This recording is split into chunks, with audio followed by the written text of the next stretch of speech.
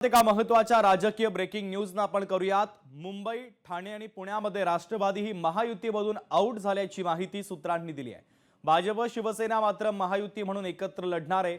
मुंबईत नवाब मलिकांकडे नेतृत्व दिल्यानं त्याचा फटका बसतोय, तर मलिकांमुळे राष्ट्रवादीला महायुतीमध्ये नो एंट्री अशी माहिती आता सूत्रांनी दिली आहे। पुण्यामध्ये बंडखोरी टाळण्यासाठी भाजप एनसीपी आमने सामने लढणार असल्याचं देखील कळतंय। सूत्रांनी या संदर्भात माहिती आपल्याला दिलेली आहे। तर मुंबई, ठाणे, पुण्यात राष्ट्रवादी महायुतीमधून आउट झाल्याचं चित्र आहे। चेतन ननावरे आमचे प्रतिनिधी या बातमीच्या संदर्भातले अधिकचे अपडेट पोहोचवतात। चेतन, निश्चितच शुभम, महाराष्ट्रातील 3 सर्वात मोठ्या महापालिका ज्या आहेत त्याच्यामध्ये मुंबई, ठाणे आणि पुणे या 3 महापालिकेमध्ये महायुतीमध्ये आता राष्ट्रवादी आपल्याला पाहायला मिळणार नाही।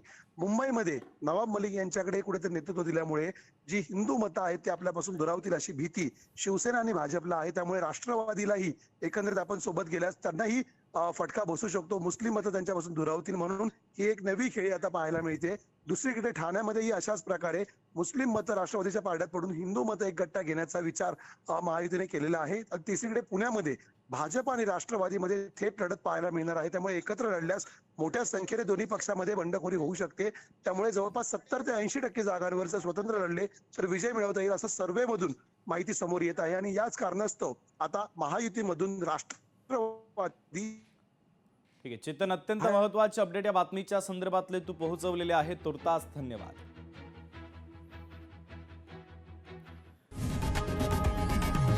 लोकशाही मराठी ऐका, पहा, जागरूक रहा।